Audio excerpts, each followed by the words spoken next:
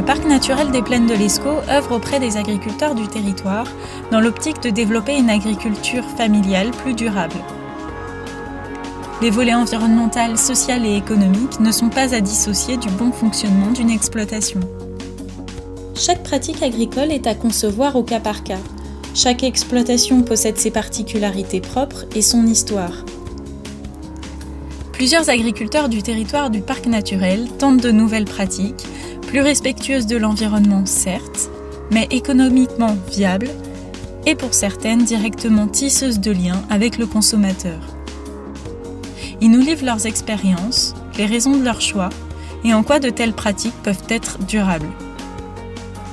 Nous sommes en non-labour depuis 1995 et nous avons commencé à implanter sous couvert végétal, donc en direct, sans bouger la terre l'année passée, donc en 2010, pour réduire les coûts, les intrants.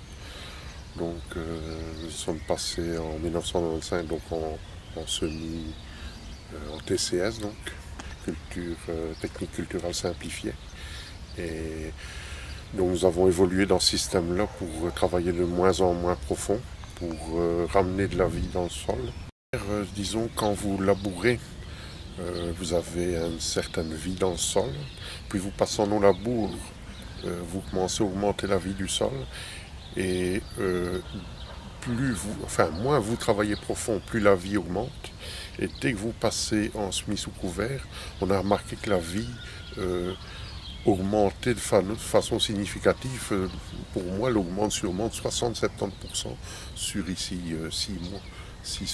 Et ça, c'est réel. Ça, c'est vrai que. Pourquoi? Parce qu'on n'a plus d'intervention dans le sol, ou un minimum. Donc la vie reste. Et alors on la protège et on la nourrit avec les couverts. Je dirais que la crise de 2009 a été vraiment une prise de conscience d'à quel point on est dépendant de tout le secteur industriel qui gravite autour de l'agriculture, aussi bien en amont qu'en aval.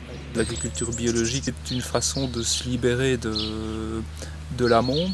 Et puis pour l'aval, on s'est dit, tiens, si on retournait directement vers le consommateur, si on pouvait valoriser directement notre produit, c'est aussi une sécurité de revenus. On ne va pas nécessairement augmenter notre revenu, mais en tout cas on va le sécuriser dans le temps. Et puis mon épouse a suivi une formation en fromagerie. On a débuté au mois de mai l'année dernière, donc il y a un peu plus d'un an, en se lançant dans le yaourt et le fromage blanc et le beurre. Et le succès a été au rendez-vous assez rapidement.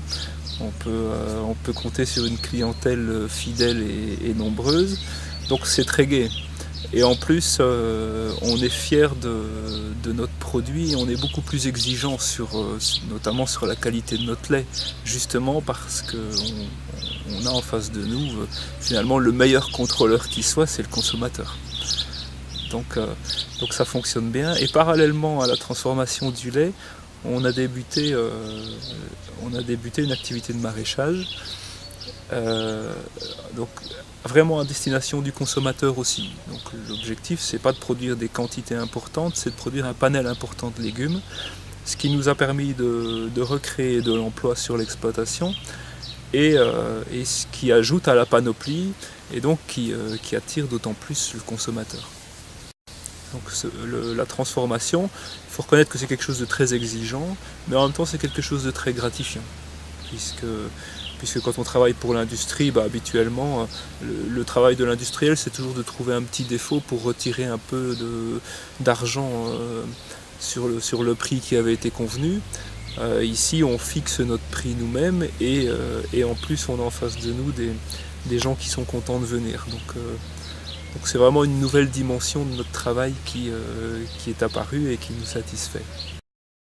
Le gros problème du consommateur aujourd'hui, c'est que comme il est de plus en plus loin des exploitations, distance physique, mais aussi barrière entre les exploitations et le voisinage, fait qu'ils ne connaissent plus l'agriculture, ils ne connaissent plus leurs soucis. Et le fait d'avoir pu faire de la vente directe, ça nous a permis de renouer des contacts. Et je pense que une bonne partie des consommateurs s'intéressent de plus en plus à la production, à la manière de faire. S'il y a un retour de plus en plus vers le circuit court, c'est parce que le consommateur veut savoir ce qu'il mange, ce qu'il y a dans son assiette, veut connaître l'origine de son produit.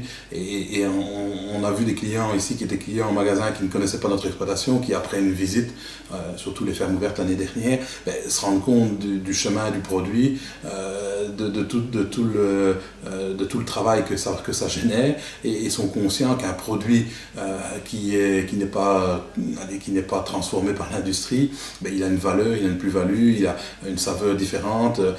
On a une production qui est biologique mais qui est pratiquement 100% à l'herbe. Donc tout ça est beaucoup plus reconnu par le consommateur à partir du moment où il a compris le cheminement.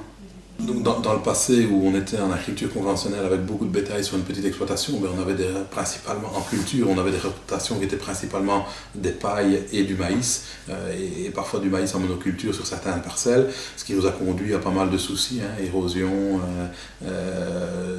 des rendements qui chutaient, d'utilisation de pesticides en plus grande quantité, et c'est un peu ça qui nous a fait réfléchir à un passage à un autre système, sans penser à l'agriculture biologique au départ. Et aujourd'hui, on est passé, comme on a des besoins de fourrage grossier importants et de compléments sous forme de concentré de céréales, on est passé à un système de rotation sur nos cultures où on a 3 à 4 ans de prairies temporaires, et par la suite on a souvent 3 céréales, donc on aurait une rotation grosso modo de 6 à 7 ans avec 3 céréales mais qui sont différentes, entre lesquelles on intercale souvent une culture dérobée pour casser un peu le cycle parasitaire, le cycle paille en tout cas. Et on peut dire qu'on a expérimenté déjà pas mal de parcelles avec nos 7 années de rotation, et ça se comporte relativement bien. Choisir de telles pratiques n'est certes pas sans conséquences, des progrès et des évolutions restent à faire, mais chacun des agriculteurs y trouve son compte et aucun ne souhaiterait revenir sur sa décision. C'est pas difficile, c'est surtout difficile parce qu'on est très seul. Je suis un peu marginal, je le sais. Mais voilà, c'est tout un autre système, il faut penser tout à fait autrement parce que la réussite de ce système-là, c'est de ramener de la vie dans le sol. Mais pas seulement de la vie, il faut ramener de la vie champignonnaire, donc tout ce qui est champignons, puis de la vie biologique, donc faune, donc vers de terre, tout ce qui est vie du sol. Donc il faut la faire remonter pour pouvoir se passer de travailler le sol en fait. Parce que c'est cette vie-là qui travaille le sol à notre place. Au niveau de la conduite, je dirais que la difficulté c'est de faire le pas psychologique. Et puis on se rend compte en observant un peu ce qui nous entoure que bien souvent la nature fait bien les choses. C'est le cas en tout cas pour tout ce qui est insectes. Et puis tout ce qui est maladies fongiques, là on va plutôt choisir des variétés qui sont résistantes. Donc ce problème-là est relativement sous contrôle aussi. Le problème principal, ce sont les adventices, les fameuses mauvaises herbes. Et puis là, j'ai coutume de dire qu'en agriculture biologique, on ne fait pas du désherbage, on fait de la gestion de mauvaises herbes. Donc c'est très différent. Il faut accepter qu'un champ ne soit pas complètement uniforme. Il faut accepter que les choses ne soient pas toujours simples, mais en général, avec de l'observation, en essayant d'anticiper, justement en intégrant la prairie temporaire dans la rotation avec des longues périodes toujours en herbe, on arrive à réduire le potentiel de salissement des terres. Donc en appliquant toute une série de techniques qui sont finalement du bon sens, qu'on doit retrouver de ce qui se faisait avant, et puis quand même du matériel moderne et performant, je pense à la herséterie, la houe rotative, éventuellement du désherbage thermique, il y a moyen de gérer les choses, je dirais. En fait, les crises agricoles, les grosses crises des prix sont surtout arrivées après 92. Quoi. Il y a eu la réforme de PAC en 92 et nous on a repris en 93. Donc les prix étaient encore raisonnables au niveau agricole début des années 90. Et nous, si on a transformé l'exploitation, c'est principalement par le fait qu'on avait une petite structure, peu d'hectares et qu'on voulait que la ferme s'autosuffise au niveau financier.